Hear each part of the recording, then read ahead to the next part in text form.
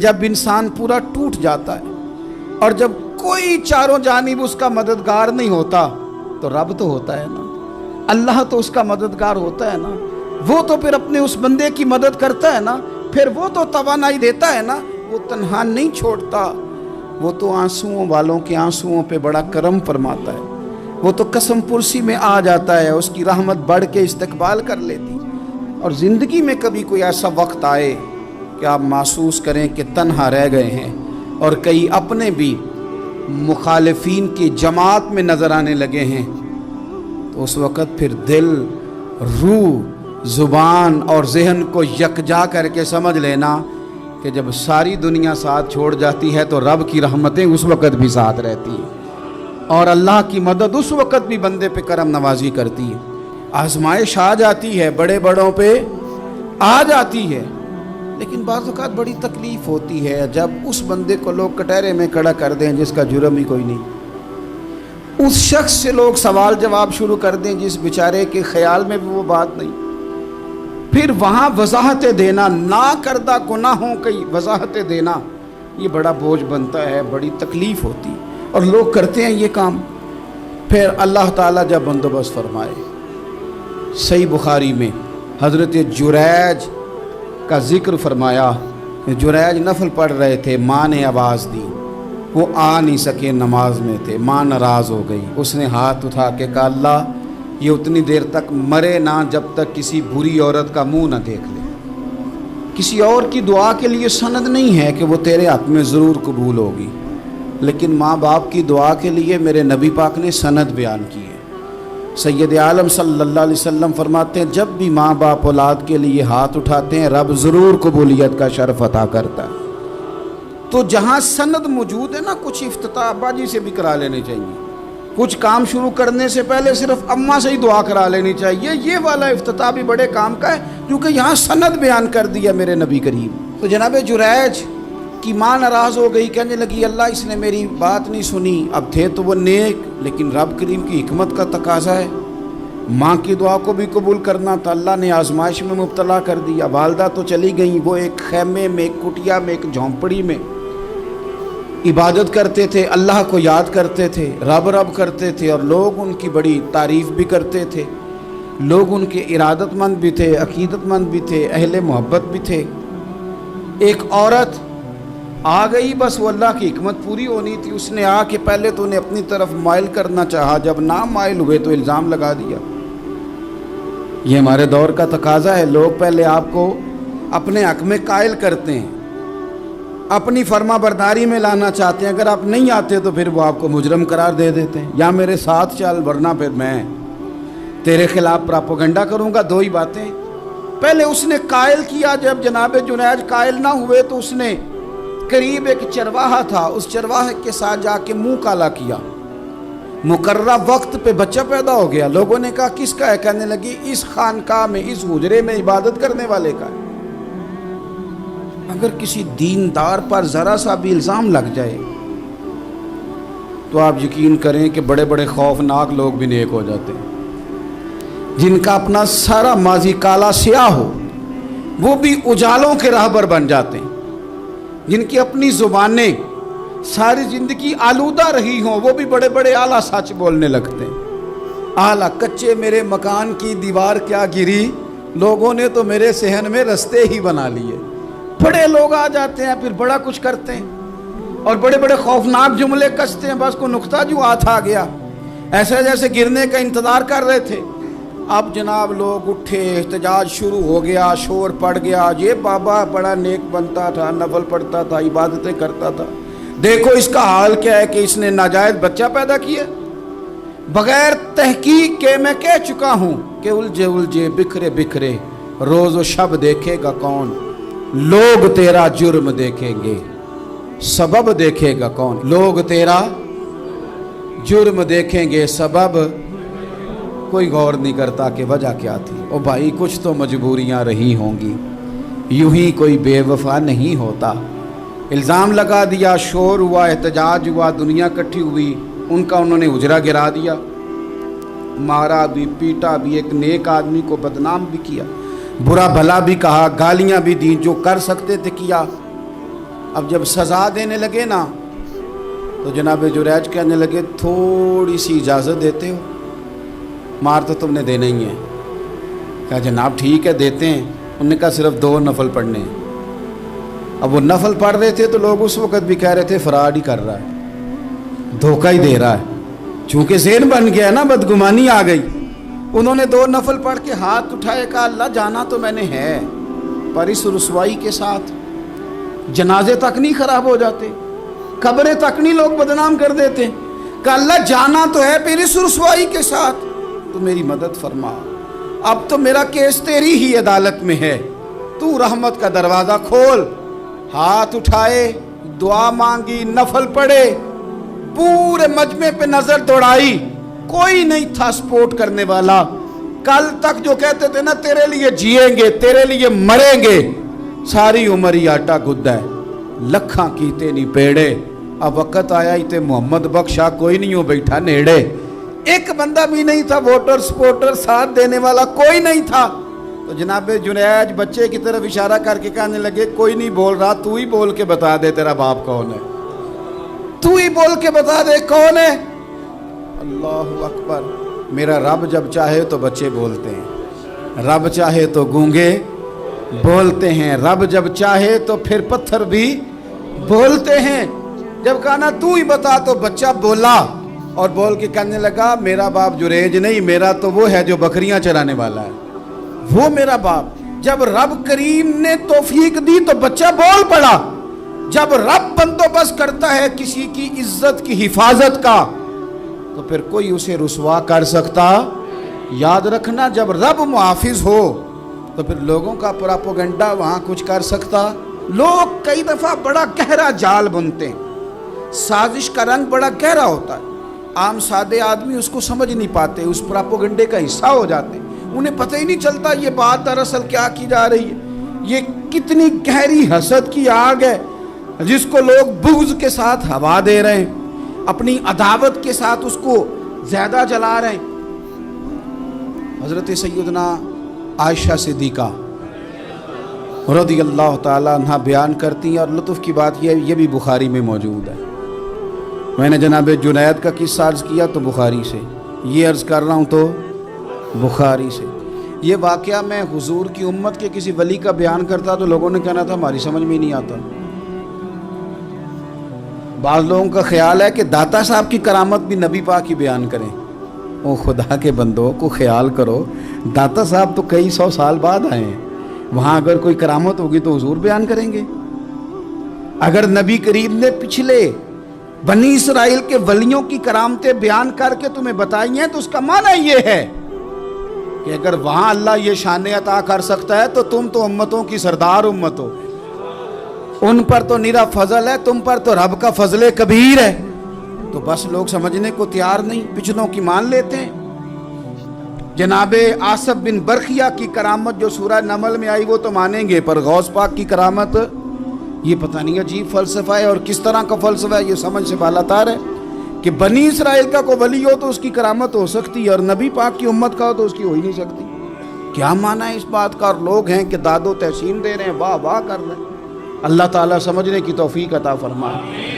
حضرت عائشہ صدیقہ رضی اللہ تعالیٰ عنہ فرماتی ہیں ایک عورت تھی اور اسے نبی پاک صلی اللہ تعالیٰ علیہ وسلم نے وہ کلمہ پڑھ کے مسلمان ہوئی، مدینہ طیبہ آ گئی تو حضور نے مسجد نبوی شریف میں اس کے لیے مکان، ایک سادہ سا کمرہ ساتھ مسجد کے بنوا دیا، وہیں رہنے لگی۔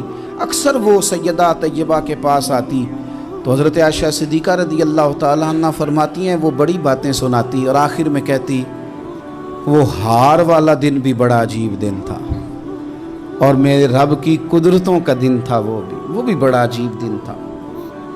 سیدہ عائشہ صدیقہ رضی اللہ تعالیٰ عنہ ایک دن فرمانے لگی کہ تو ہار والے دن کا بڑا ذکر کرتی ہے، وہ کیا دن تھا؟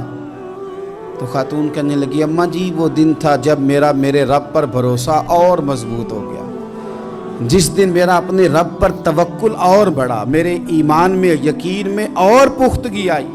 کہنے لگی میں ایک گھر کی کنیز تھی، نوکرانی تھی، اس گھر میں ایک بچی تھی جس کے پاس سونے چاندی ہیرے جواہرات کا ہار تھا۔ اس زمانے میں چمڑے کے اوپر لوگ ہیرے جواہرات لگاتے تھے، कई दफ़ा सुर्ख रंग के चमड़े पे लगाए जाते थे, वो बच्ची पहनती थी। तो कहती हूँ बच्ची के उसने उतार के रखा या उससे गिरा वो हार, तो चील उसे उठा के ले गई गोश्त समझ के, और मेरे सामने उठा के ले गई। घर वालों ने मुझसे पूछा, ये बुखारी में मौजूद है, घर वालों ने पूछा मुझसे कि वो हार कहाँ है, तो मैंने कहा चील उठा के ले गई।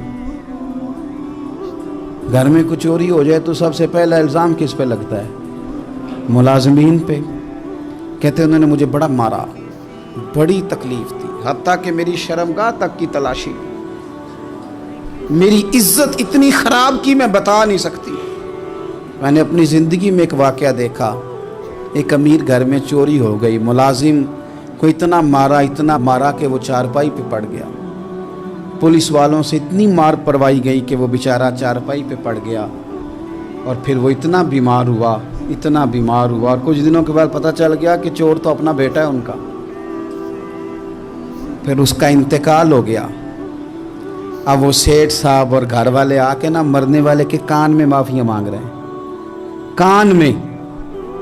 तो मैंने उनसे फिर कहा था कि ये तो अब चला गया है, तुम्हारा जोर चलता था ना, तो तुमने कानून खरीदा और तुमने इसे जितना हो सका तुमने इसे मार पड़वाई।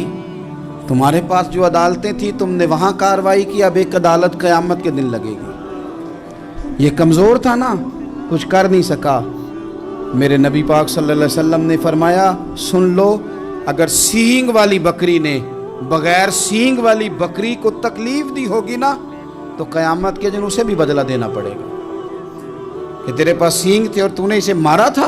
वो खातून अर्ज करती है सैयदा आयशा की खिदमत में कि मुझे बड़ा मारा, मुझे तकलीफ दी।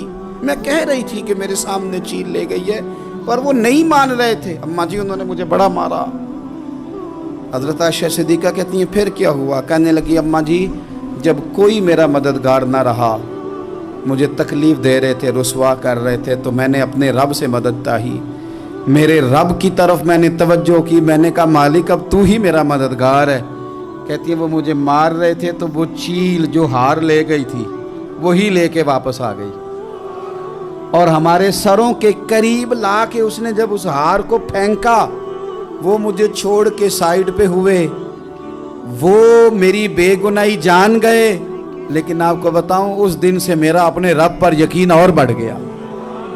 टूटे दिलों में तो रब मिलता है। जब लोग ताने देते हैं, जब लोग तकलीफ देते हैं, जब आप बिल्कुल ठीक चल रहे होते हैं, जब आप मेहनत कर रहे होते हैं, जब आप मुखलिस होते हैं, जब आप जद्दोजहद कर के थक जाते हैं, और लोग जब पूरी तौर पर तानाज़नी कर बातें सुनने को जब मिलती है, मैं ध्यानदारी से कहता हूं, जब लोग पूरी तरह दिल तोड़ दे, फिर कोई सजदे का मजा है, फिर कोई दुआ की लज्जत है, फिर कोई चस्का है उसकी बारगाह में हाजिरी का, फिर कोई तड़प पैदा होती है उस कैफियत में। वो जब लोग आपको पूरी तरह तकलीफ दे और सारे असबाब ज़ाहिरी ख़त्म हो जाए, वो जो लज्जत है ना अल्लाह की बारगाह में जुड़ने की, वो तारीफ वालों को कई दफ़ा नसीब।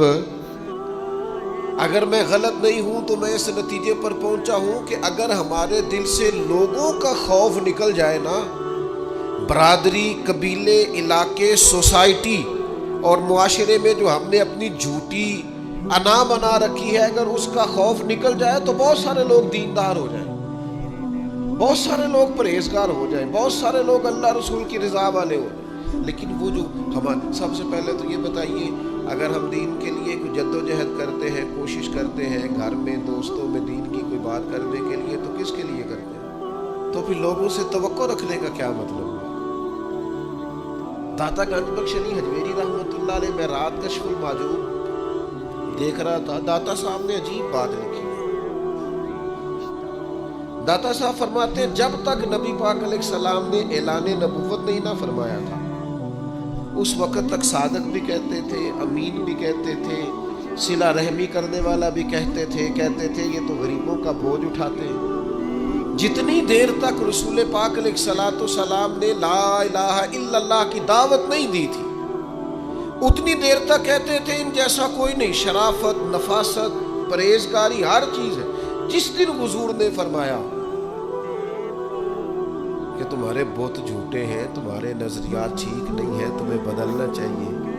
داتا صاحب لکھتے ہیں جس دن کہا کہ تمہارا یہ رویہ ٹھیک نہیں ہے، وہ جو صادق تھے انہی کو معاذ اللہ جادوگر کہنا شروع کر دیا.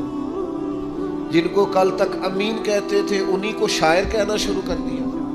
جن کو کل تک آنکھوں کا تارا سمجھتے تھے ان کے خلاف تلواریں اٹھا لی. آپ یقین کریں دین کا کوئی کام آپ نہ کریں، آج بھی آپ فقیر مان جائیں درویش، موٹی سی چادر اوپر اوڑے، تسبیح لے لے، کونے میں بیٹھ جائیں، حضرت صاحب کچھ نہیں کرتے جی.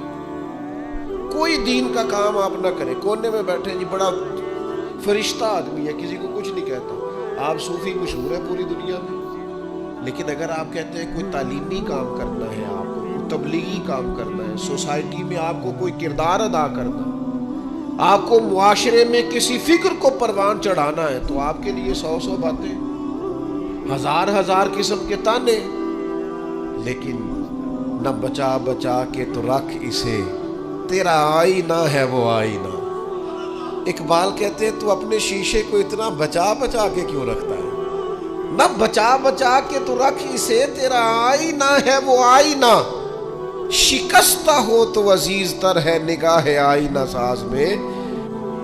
حضرت امام احمد بن حنبل رحمۃ اللہ علیہ ایک چور کے لیے اکثر دعا مانگا کرتے تھے. ابو الحسن اس کا نام تھا.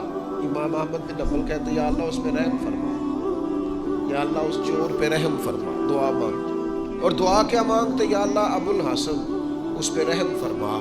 ایک دن آپ کے بیٹے نے پوچھا کہ حضور لوگ بڑے پریشان ہیں کہ آپ چور کے لیے دعا مانگتے اور اس کے لیے اللہ کی رحمت طلب کرتے ہیں. تو امام احمد بن حنبل نے بڑی انوکھی بات کی، کہنے لگے اس چور نے مجھے حوصلہ بڑھا دیا. آپ فرمانے لگے دین کی ایک بات کرنے کی وجہ سے جب مجھے بادشاہ نے گرفتار کیا اور مجھے تھانے لے جایا گیا اور کوتوال مجھے بند کر رہا تھا، تو میں دیندار آدمی تھا، ساری زندگی پڑھنے پڑھانے والا تھا. سارے مجرم نہیں جیلوں میں جاتے، جیلوں میں تو حضرت یوسف علیہ السلام جیسے لوگ بھی رہے ہیں. فرماتے ہیں مجھے لے جایا جا رہا تھا تو کچھ کیفیات تھی کہ لوگ کہیں گے جناب جیل میں. ارشاد فرماتے ہیں کہ میں ابھی کوتوال مجھے تھانے لے کے گیا کہ وہ چور آیا اور آ کے کہنے لگا امام صاحب زمانہ جو مرضی کہے، میں جانتا ہوں آپ کی غلطی کوئی نہیں، آپ نے حق بیان کیا. کہنے لگا حضور میں چور ہوں، میرے وجود پر اب 1 انچ جگہ نہیں جہاں کوڑا نہ پڑا ہو. سارا وجود کوڑے کھا کھا کے زخمی ہے. ہر شہر کے ہر کوتوال کے پاس گویا ہر تھانے میں میرا نام لکھا ہے. چوری کے لیے مار کھاتا ہوں، کبھی گھبرایا نہیں. ذرا کھڑے رہنا، آپ تو محمد عربی کے دین کے لیے مار کھانے لگے. اتنی جلدی تانوں سے پریشان نہ ہونا. فرمایا ذرا کھڑے رہنا، اتنی جلدی تانوں سے پریشان نہ ہونا. زخم پہ زخم کھا کے جی، خون جگر کے گھونٹ پی، آہ نہ کر لبوں کو سی، یہ عشق ہے کوئی دل لگی نہیں. ذرا ٹھہرنا پھر اگر آپ اس کام کے لیے آئے. آپ فرماتے ہیں مجھے اس کی بات نے اتنا حوصلہ دیا کہ پھر مجھے کسی چیز نے پریشان ہی نہیں کیا. ایک شخص نے نا ایک بندے سے قرض مانگا. اس نے کہا مجھے قرضہ دو. وہ کہنے لگا کہ کتنا قرضہ؟ اس نے کہا 1000 دینار. دینار سونے کا ہوتا تھا، درہم چاندی کا ہوتا تھا. 1000 دینار چاہیے. اس نے کہا کوئی گواہ ہے تیرے پاس؟ غریب کا گواہ بھی کوئی نہیں بنتا. کبھی الجھ جائے نا کوئی بندہ تو کئی اپنے بھی کہہ دیتے ہیں کہ ہم اس کے قول فعل کے ذمہ دار نہیں ہیں. ایک غریب آدمی کو قرض کی ضرورت پڑ گئی، 1000 دینار چاہیے. میں کہہ چکا ہوں کہ درہم چاندی کا ہوتا تھا، دینار سونے کا. اب 1000 دینار لینا ہے. تو جس بندے سے اس نے کہا، اگرچہ وہ نیک بندہ تھا، اس نے کہا یار 1000 دینار دے دو. تو کہنے لگا کوئی گواہ ہے تیرے پاس؟ وہ کہنے لگا غریبوں کا گواہ کون ہوتا ہے؟ ہاں ایک گواہ ہے. کہا کون؟ کا میرا رب، وہ تیرے اور میرے بیچ گواہ ہے. اس نے کہا کوئی کفیل، اگر تو پیسے نہ دے سکے تو وہ بعد میں دے دے، یا تجھے کچھ ہو جائے تو وہ دے دے. اس نے کہا کفیل بھی میرا اللہ ہی ہے. میرے پاس اگر ہے تو رب کریم کا نام ہے، اگر اعتماد کر سکتا ہے تو کر لے. بندہ نیک تھا، اس نے کہا رب کے نام پہ، رب کی کفالت پہ، اللہ کو گواہ بنا کے میں تیار ہوں تجھے 1000 دینے کو. اس نے 1000 دینار دے دیا، وقت واپسی کا طے ہو گیا، وہ چلا گیا پیسے لے کے۔ اس نے پوری محنت کی کہ میں نے وقت پہ پیسے لوٹانے، پوری محنت بھی کر لی، اللہ نے مدد بھی کر دی، پیسے بھی اس تاریخ کو اسے مل گئے۔ بعض لوگوں کا تو لوٹانے کا دل ہی نہیں نہ ہوتا۔ فرمایا حدیث پاک میں کہ تو لوٹانے کا ارادہ کر، رب تیری مدد بھی فرمائے گا۔ لیکن یہاں بہت سارے لوگ کہتے ہیں خیر ہے، ارادہ ہی نہیں، تو پھر جس طرح کا بندے کا گمان ہو رب بھی اسی طرح کا معاملہ فرماتا ہے۔ اس نے پیسے جمع بھی کر لیے اور واپس دینے کو تیار بھی ہو گیا، لیکن رستہ بحری جہاز کا تھا، کشتی کا تھا، دریا کے رستے واپس آنا تھا۔ اب وہ جب آ گیا دریا کے کنارے تو بڑی کوشش کی، پر وہاں اسے کوئی کشتی نہیں ملی۔ وقت پہ پیسے لوٹانے ہیں، سفر کرنا ہے، اب سواری میسر نہیں ہے۔ سوچ سوچ کے پریشان تھا کہ میں نے تو اللہ کے نام پہ لیے۔ اچانک دل میں ایک تجویز آئی، اس نے ایک لکڑی لی، لکڑی کو اندر سے کھولا، 1000 دینار اس میں بھرا، بخاری پڑھ رہا ہوں، اور ساتھ ایک خط بھی لکھا کہ یار میں پیسے پہنچانا چاہتا تھا پر مجھے کوئی چیز نہیں ملی دریا کے اس پار آنے، اللہ کے نام پر تیری طرف روانہ کر رہا ہوں۔ اور یہ کہہ کہ وہ لکڑی دریا میں رکھ دی، وہ لکڑی ڈوب گئی ہے، واپس آ گیا۔ وہ جس نے پیسے لینے تھے وہ عین مقررہ وقت پر دریا کنارے آیا۔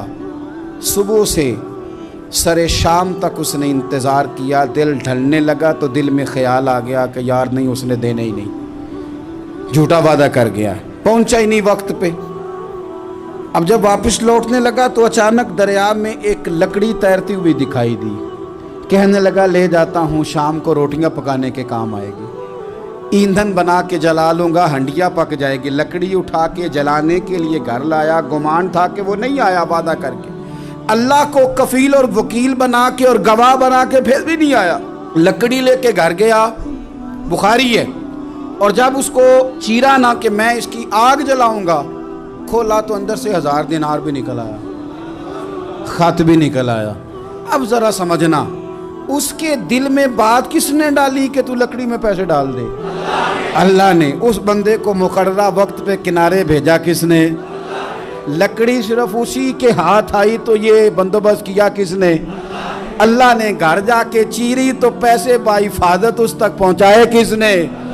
تو پھر ہمیں بھی توجہ اللہ کی جانب ہی کرنی چاہیے، ہمارے پہ دل کی توجہ رب کی طرف ہی ہونی چاہیے نا، ہمیں ادھر ادھر جانے کی، دیکھنے کی، بندوں پر غور کرنے کی ضرورت کیا ہے؟ وہ پیسے پہنچ گئے، یہ وہاں اپنی جگہ پہ پریشان تھا، اس نے 1000 دینار اور جمع کیا۔ پھر دوبارہ ایک دن دریا کنارے آیا، کشتی مل گئی، بیٹھ کے اپنے اس بھائی کے پاس آیا، کہنے لگا دیکھنا مجھ پر بدگمان نہ ہونا، پیسے اس تاریخ کو بھی جمع کر لیے تھے، دریا پہ آیا تھا پر کشتی نہیں ملی تھی، پھر میں نے نا لکڑی میں ڈال کے خط ڈال کے تیری طرف بھیج بھی دیے تھے، لیکن آج میں پھر لے کے آ گیا ہوں۔ وہ کہنے لگا خوش ہو جا، جس رب کو تو نے میرا اور اپنا گواہ بنایا تھا اس رب نے میرے تک پہنچا بھی دیے ہیں۔ جب لوگ اللہ کو گواہ بناتے ہیں، رب کی جانب اپنی توجہ کرتے ہیں، اپنی چاہتوں، خواہشات اور اپنی ساری چٹھیاں اپنے رب کریم کی رحمت کی طرف روانہ کرتے ہیں، پھر اللہ اپنے بندوں کو مایوس نہیں کرتا، اللہ اپنے بندوں کو نواز دیتا ہے، اللہ تبارک و تعالیٰ اپنے بندوں پہ کرم نوازی کرتا۔ او سنگیو، ساری امیدیں سیٹھوں، نوابوں، دنیا داروں سے کیوں وابستہ کرتے ہو؟ ساری توجہات کا مرکز کیوں ان لوگوں کو بناتے ہو جو تمہیں دنیا میں مضبوط نظر آتے ہیں؟ اپنی توجہات کا مرکز اپنے خدا کو بنائیے، اپنے مالک کی جانب اپنی ساری خواہشات کا رخ پھیر دیجئے، اپنی توجہات اپنے رب کی جانب کر لیجئے، وہ اپنے بندوں پہ بڑی کرم نوازی فرماتا ہے، وہ عزتوں کا بھی محافظ ہے، وہ پریشانیوں میں کرم نوازیاں فرمانے والا ہے، وہ ساتھ دینے والا ہے، وہ اس کی رحمت قریب آ کے بندے کو سہارا دیتی ہے، وہ اپنے فضل سے اپنے بندوں کی ہر مشکل میں دستگیری فرماتا ہے۔ اسیاں سے کبھی ہم نے کنارہ نہ کیا، اور تو نے بھی تو دل آزردہ ہمارا نہ کیا، ہم نے تو جہنم کی بہت کی تدبیر، پر مولا تیری رحمت نے گوارا نہ کیا۔ عدل کریں تے تھر تھر کمبن، اچیاں شانہ والے، تجھے تو فضل کریں تے بخشے جامن، میرے جے منہ کالے، آخر دعوایا ان الحمدللہ رب العالمین۔ اپنی رحمت کے سمندر میں اتر جانے دے، اپنی رحمت کے سمندر میں اتر جانے دے، میرے طیبہ والے اپنی رحمت کے سمندر میں اتر جانے دے، بے ٹھکانہ ہوں ازل سے، بے ٹھکانہ ہوں ازل سے، مجھے گھر جانے دے، اپنی رحمت کے سمندر میں اتر جانے دے، سوئے بطحاں